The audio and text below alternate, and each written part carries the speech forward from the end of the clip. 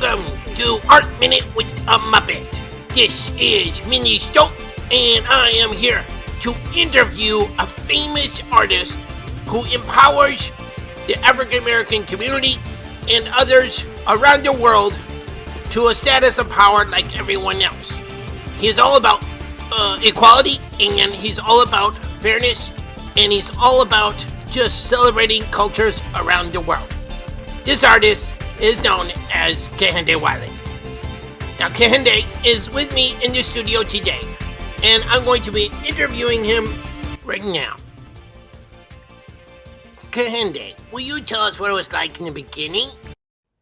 When moving to New York, I found this picture, this mugshot study in the streets. It was actually a piece of paper blowing in the streets, and I picked it up. Surprisingly, it had this portrait of an individual whose face seemed incredibly young and sympathetic. I thought immediately he would be a perfect candidate for a portrait. But then I started looking even more closely. There were jewels that seemed culturally specific. There were infractions that said exactly what he had done, his social security number, where he lived. All of these markings that said something about him, very specifically a place and time. But it also said so much about what portraiture is, the reveal, the choice to reveal, what do you reveal, and who gets to do it. In this particular type of portraiture, though, it was in full display, frontal, side. It was the catalyst for a new thinking about portraiture and its possibilities. Kehinde, I was wondering, where do you find the subjects for your paintings? Do you just randomly find them, or do you hire them, or how does that work? And have you ever considered painting someone yellow? This painting actually is a perfect example of what my process is. The model that you see in this painting is a young man that I met in the streets of New York City. Most of the models that you'll see in my paintings are complete strangers. I'll come up to them and ask them if they have an interest in posing for me, which most people say no to. Turns out that approaching complete strangers in urban areas puts people's guards up. And so I've evolved a practice over time of showing examples of my work, trying to convince people of the merit, the history. I invited him back to my studio, and he went through art history books. And what we happened upon was this portrait of a nobleman named William van Hyacinth.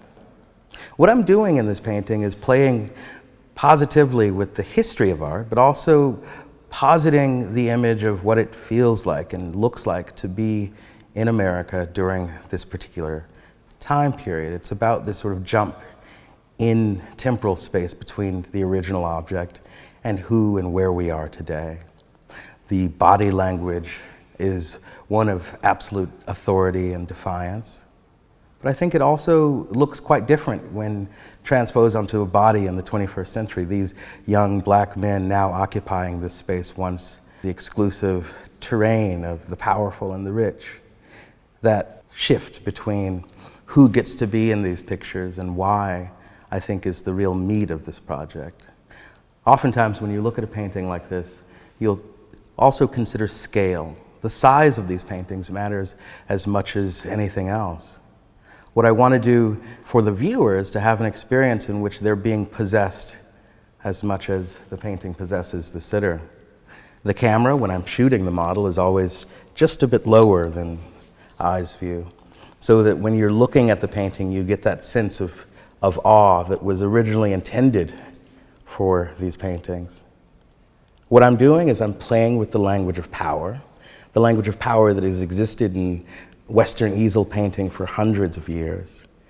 And I'm trying to use certain aspects of that to my own purposes. Mr. Wiley, your artwork has changed throughout the different phases of your career, and you have focused on different ethnicities or different cultures. And like a puppet, like me, maybe that'd be pretty awesome. You know what I'm saying? That'd be cool. One of my favorites is the African series. I really like how you showed their culture and how it goes with you today. Can you talk about that a little more for us, please? The Dogon Couple is easily one of my favorite paintings out of the Africa series. What I had to do was to contend with the fact that I'm an African. I grew up here as an African American. My father actually is from Nigeria. He returned to Nigeria before I was born. And so my sense of Africa is at once very American because I grew up in California, South Central Los Angeles in the 1980s. But it's also the sense of someone longing for a country that never really was part of his existence, longing for a father who was never there, longing for a sense of authentic attachment to Africa, the real Africa, not the one that's received on television. And that's, I think, what gave rise to the Africa paintings. Sure, they're pointing to the European colonial past, and sure, they're pointing to very specific works of pre-colonial African art. But I think in that is also a type of longing to be authentically related to the continent itself. And it's a really hard thing to articulate because many of us know what the African American narrative is. Many of us have this sense of a kind of back to Africa mentality. But this isn't a stance, this isn't a trope, this is my life. Mr. Wiley, oh, that was just so amazing.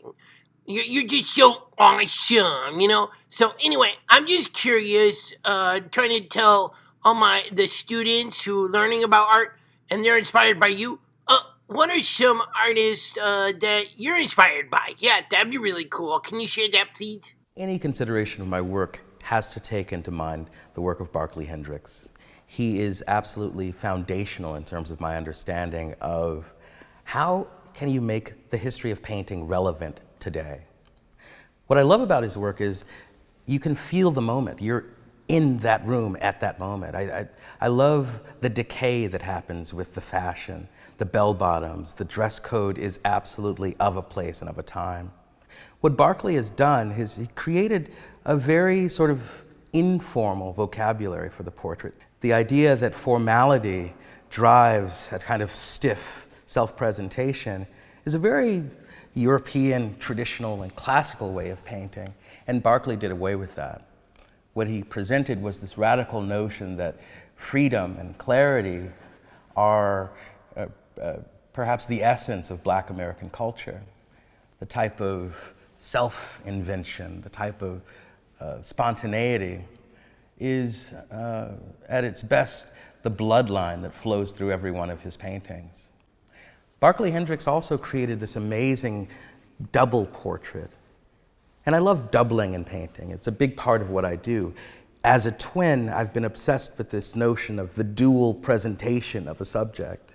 That repetition of the two girls, the repetition of two women in painting, you'll see in this exhibition, and I think it draws a very strong correlation to the Barkley Hendricks tableau. Mr. Wiley, in a time where our country has so much conflict and division, how do you see us going forward in the future as a unified country?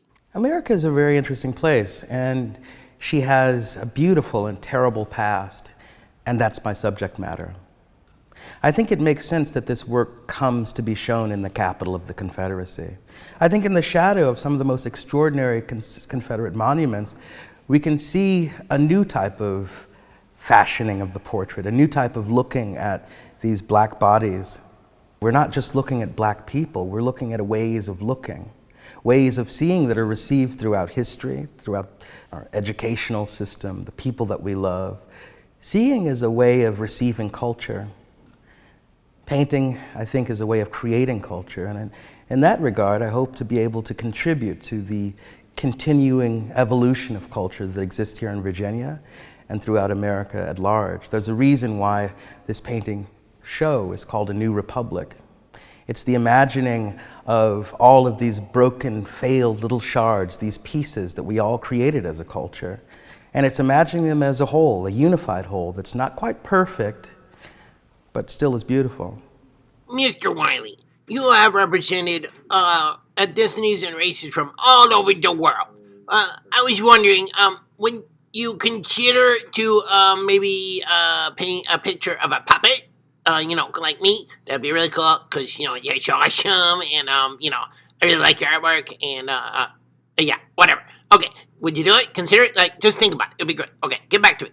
I'll call my people, you call your people. No, have your people call my people. Yeah, that's what I meant, yeah. All right, bye. Have a good day.